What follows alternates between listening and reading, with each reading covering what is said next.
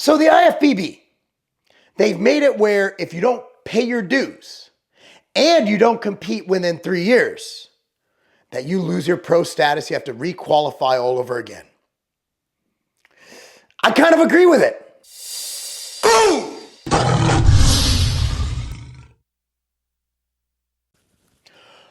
Boom! What's up, everyone? Marc Lobliner, TigerFitness.com. Big controversy. Big controversy in bodybuilding. It's all over the place. You guys might not know it if you're not in the IFBB or you don't care about the IFBB, but essentially here's what happens. So if someone does not renew their pro card every year, or if they, let's say they don't renew it, they renew it for the year they're going to compete. If they wait longer than 3 years, then they have to requalify and re-earn their IFBB pro status. Now, I read this different at the time. I read this that even if you do renew your pro card, which I do every year, because I always have the goal of competing, whether my schedule permits, that's the problem, right? I read it that even if you renew it, if you don't compete, you lose it after 3 years of non-activity. So I'm going to piss a lot of pros off. And that's okay because we all have different opinions. So I'm actually of the mindset that even if you are paying dues, if you don't use it, you should probably lose it, right? Like there's a lot of people who get their pro card and they never step on stage. So they make this goal of getting a pro card, they earn that status, and then they use it to promote their businesses or promote themselves without ever actually stepping on stage as an IFBB pro. That's why I myself in 2023 went and got my ass completely handed to me at the New York Pro.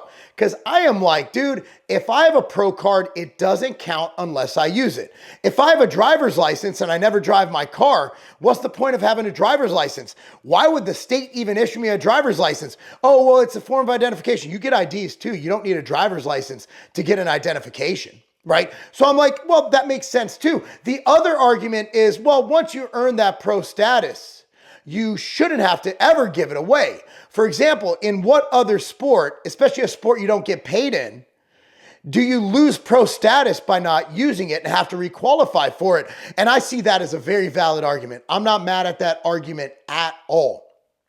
Argument makes complete sense. But hear me out.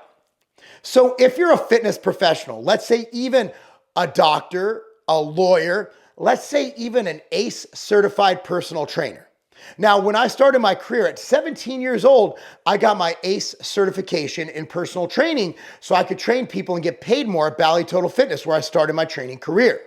Now, you got paid $12 an hour if you weren't certified. You got paid $21 an hour if you were. Now, with ACE, after a certain amount of time, you have to use continuing education credits. And they're usually with certified places that kick back to ACE, so ACE keeps getting paid. That's how you could keep using their, ACE, their marketing to promote yourself. I believe, and you correct me if I'm wrong, doctors and lawyers, don't lawyers have to pay dues to the board? Don't doctors have to pay dues to some kind of medical board? Is there some kind of dues that you have to pay to be a part of those? Organizations, I'm a member of Rotary, okay? I don't go to many of the meetings because my Fridays are usually spent going to youth sports tournaments. I'm in Indiana this weekend for a wrestling tournament, and it's on a Friday, Saturday, and Sunday. I can't be at Rotary, but as long as I pay my dues, I keep to be a part of Rotary. So I keep promoting that I'm a member of Rotary, which is a service organization, which I do all of the customer service, the community service that we do as much as I can, right? Every fundraiser we do, I'm a part of it. But if I don't pay those dues, I can no longer be a member of Rotary. Those dues also help pay for meals and this and that at the meetings, but you get it. The speakers we bring in and all the events and curing polio, because we all know, I didn't know polio was a thing till I joined Rotary. Apparently a lot of people are still dying of polio all over the place. I digress. So let me put this in some perspective and have some discussion with my camera here, because I'm standing here talking to myself in my loft. Listen, a lot of people get IFBB pro cards.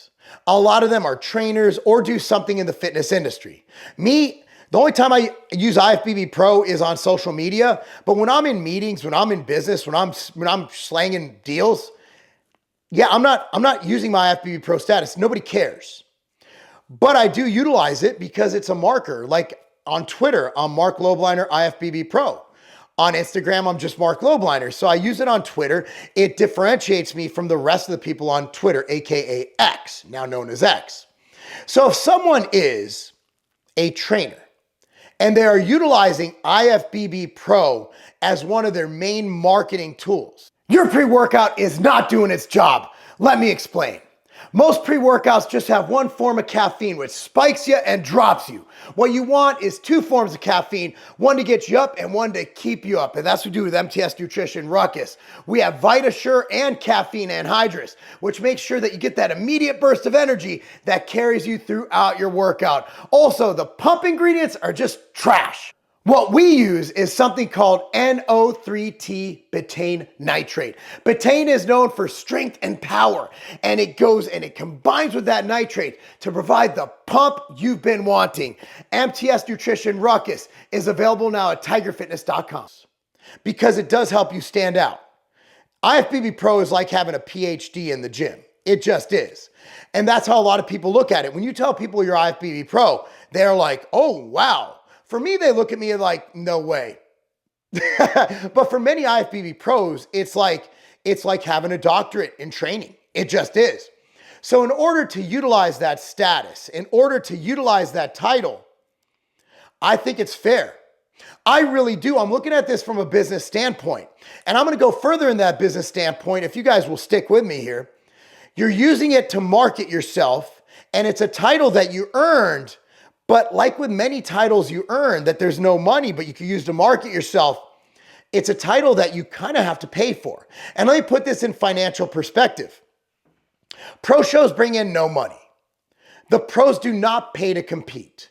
So you can look at that as money that would go towards your competition fees. To sign up for any show, it's $100 plus your NPC card. So you're paying what? I think it's like $300 a year. So you're paying $300 a year for admission into as many shows as you'd like. It's free to join. You just have to pretty much say, I'm going to be in this show. You send your entry and you're in. And you don't have to pay for anything. And they treat you amazing. Whereas the amateurs, where the money's at, they're paying all this money to be in the show. So they're paying for crossovers. Dude, when I competed at North Americans, it cost me like $600. By the time I paid for the crossover, the this, the that, you're spending $100 to $500 to compete. Coaches, passes, whatever it is. Whereas pros just stroll up and they just compete. And if you haven't noticed, most of the shows, nobody cares. And most of the a lot of the pro shows now become pro-ams because the amateur is where the money's at. So in order for the IFBB to sustain that business model where pros can compete, think of it as a gym, right? Gyms generally have between 2 and 10% usage rate, being that between 90 and 98% of gym goers don't even use the gym ever. Maybe once or twice a year. They never go to the gym. But the reason that gym is able to sustain is because they have thousands of people paying money and not using it, which allows them to keep the gym going. When you open a gym, you basically assume that most people aren't going to use it. You assume that you're going to have that monthly income from people who don't use it. So the IFBB needs those funds to maintain the shows they put on, the lighting, the expediters, all that stuff, flying in judges. That shit ain't free. So in order to pay for that, the IFBB has to extract money from pros in some way by charging I think it's I forgot. I just basically pay it. I don't even look at it. By paying the dues, you're essentially just saying, all right, this is fair. I'm going to provide for the IFBB to be able to sustain, put on these shows. But if I do choose to compete, I get to compete in as many pro shows as I want for free or for that money. So if you compete in, let's say it's $300. Compete in 3 shows is $100 a show. Compete in 6 shows is $50 a show. So you're still doing much better than the amateurs, but you're paying in. You get to maintain that pro status. You don't even have to compete. You can still claim IFBB Pro. If you look at it from a business model standpoint, it makes complete sense. I don't think it's unfair at all. Now, of course, Lee Priest, who always has something to say about everything, is like, they should have done this a long time ago. I agree. If you're not paying your dues, if you're not funding the bodybuilding organization, and you're not competing, if you're doing both of those, well, yeah, you can't have one without the other, but you can't like take 10 years off and just start paying. I'm like, IFBB pro again. I don't know how I can mitigate having to requalify again, but what else are they going to do? There's no other way to do this. It's like you use it or you lose it, or you pay it or you lose it. That's how it has to be. But that's my business take on it, and I love to hear you guys' opinions about this. Comment down below. Yes, it is a money grab, but that's how they sustain the business model. It's a subscription model. And if they didn't have that subscription model, there's not enough pros competing. And who wants to be a pro and still have to pay to compete? That makes no sense. You should be paying for the prize money. The prize money is generated from the revenue from the sparse crowds. We don't have the biggest crowds, right? It's generated from the crowds, the people coming to watch it, and it's generated from the membership dues, which I think is completely fair. But I digress. Let me know your thoughts. Comment down below.